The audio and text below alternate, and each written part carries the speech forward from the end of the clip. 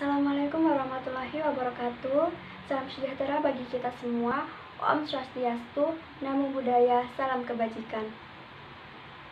Perkenalkan, saya Galuh Puspitasari, NIM 83 dari kelas studi kelayakan bisnis, program studi agribisnis, Fakultas Pertanian, Universitas Sriwijaya Madura. Di sini saya akan memaparkan atau membahas tentang praktek turun lapang saya yang saya lakukan di usaha tani budidaya tanaman bonsai milik Bapak Jainul Abidin, tempatnya berada di Perumahan Bukit Bambe, Kecamatan Driorejo, Kabupaten Gresik. Dengan judul analisis kelayakan usaha. Yang pertama, kita akan membahas tentang aspek teknis. Pada perencanaan produk karakteristik, produk yang dihasilkan pada budidaya tanaman bonsai Bapak Jainul sendiri adalah seperti berikut. 1. Pertumbuhannya lambat. 2. Tanaman tahunan atau musiman yang berkayu. Dan 3. Yang memiliki daun berukuran yang relatif kecil. Selanjutnya, layout atau tata letak. Tata letak pada budidaya bonsai Bapak Jainul sangat strategis, di mana beliau memanfaatkan lahan perumahan untuk dijadikan tempat budidaya, yang mana luasnya hanya sebesar 8 meter x 12 meter. Lahan tersebut sudah memuat tempat pemeliharaan bonsai, tempat pembibitan, tempat penanaman, dan tempat bahan untuk digunakan dalam budidaya bonsai. Peralatan yang disesuaikan dengan bonsai yang akan diproduksi, seperti peralatan untuk menyiram, peralatan untuk menanam, peralatan untuk membentuk bonsai, dan peralatan penunjang lainnya. Peralatan yang terdapat di budidaya tanaman bonsai Bapak Jainul sudah cukup lengkap untuk digunakan dalam berbudidaya. Yang terakhir yaitu teknologi. Teknologi yang digunakan dalam menjalankan budidaya bonsai sendiri oleh Bapak Jainul sudah dikatakan cukup sederhana dan cukup mudah, sehingga beliau sanggup untuk melakukan atau membuat bonsai seorang diri. Selanjutnya, aspek pasar dan pemasaran. Dari analisis aspek pasar dan pemasaran berupa produk tanaman bonsai yang banyak peminatnya. Hal tersebut dapat dilihat dari banyaknya penghobi yang mencari tanaman bonsai. Dan dilihat dari hari Natal seperti ini, tanaman bonsai menjadi incaran pembeli. Di samping itu, tanaman ini juga tidak dilarang oleh negara, sehingga produk ini aman untuk dipasarkan atau dibudidayakan. Dengan melihat potensi yang cukup luas pada tanaman bonsai, maka cakupan pasar yang dihadapi oleh Bapak Jainul juga cukup luas. Beliau juga melayani pembelian dari luar kota maupun luar provinsi, seperti Kalimantan atau Batam. Bapak Jainul juga melakukan konsep pemasaran yang sangat sederhana, yang sangat strategis pada usaha bonsainya, dengan melihat 4P, yaitu product, price, place, dan promotion. Selanjutnya yaitu aspek manajerial dan organisasi. Budidaya bonsai yang dilakukan Bapak Jainul melakukan manajemen dalam menjalankan usahanya, meskipun manajemen yang dilakukan masih cukup sederhana atau tidak tertulis. Tetapi Bapak Jainul memiliki manajemen waktu dalam menjalankan usahanya, di mana beliau akan menyiram bonsai, menjalankan pemupukan, menjalankan budidaya, dan lain-lain.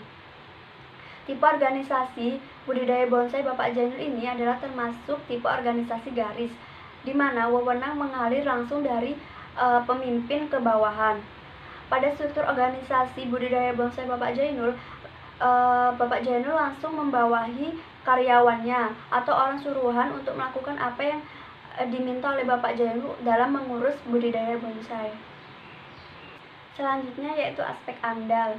Pada aspek lingkungan sendiri dalam usaha budidaya bonsai Bapak Jainul, lingkungan sekitar lahan budidaya mendukung dengan adanya budidaya bonsai ini.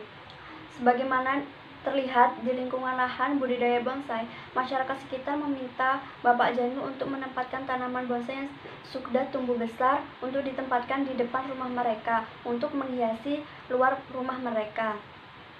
Masyarakat sekitar sangat menerima dan ikut andil dalam adanya budidaya bonsai Bapak Jainul tersebut. Sebelum melakukan budidaya bonsai pada lahan tersebut, Bapak Jainul sendiri sudah meminta izin kepada RT RW dan masyarakat setempat. Selanjutnya yaitu aspek finansial.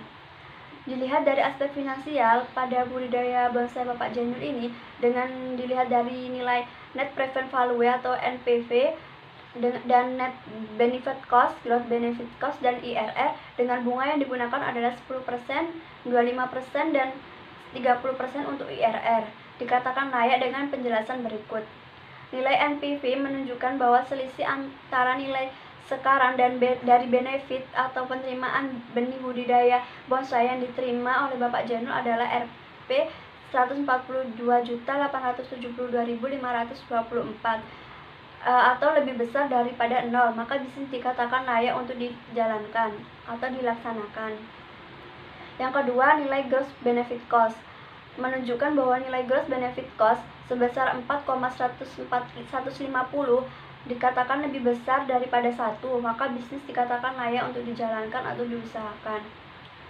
Dan selanjutnya yaitu nilai net benefit cost menunjukkan bahwa nilai net benefit cost sebesar 17,988 lebih besar dari 1, maka bisnis dikatakan layak untuk dijalankan atau diusahakan.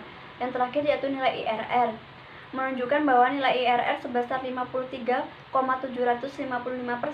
yang dikatakan layak karena lebih dari DR atau 0. Selanjutnya aspek sosial, ekonomi, dan budaya. Pada aspek sosial sendiri dalam usaha budidaya bonsai Bapak Jainul dengan melibatkan masyarakat sekitar untuk membudidayaan bonsai dengan menaruh tanaman bonsai di depan rumah masyarakat dengan percuma. Aspek ekonominya sendiri, modal yang didapatkan oleh Bapak Jainul dengan modal tabungan pribadi dan pinjaman bank yang mana sudah cukup untuk atau layak untuk mencakupi sarana dan prasarana budidaya bonsai. Dan jika Bapak Jainul hendak keluar kota, maka beliau akan menyuruh orang atau tetangga sekitar untuk menyiram dan merawat tanaman bonsainya. Hal itu akan mendapat pendapatan untuk masyarakat sekitar. Aspek budaya yang dilakukan Bapak Jainul dengan mengadakan tasyakuran sebelum melakukan pembukaan usaha budidaya bonsai. Kesimpulannya dari usaha tanaman budidaya bonsai sendiri yaitu ditinjau dari keenam aspek tersebut, maka usaha tani budidaya bonsai Bapak Jainul bisa dikatakan layak untuk dijalankan atau diusahakan. Terima kasih dari saya, kurang lebihnya mohon maaf. Saya akhiri. Wassalamualaikum warahmatullahi wabarakatuh.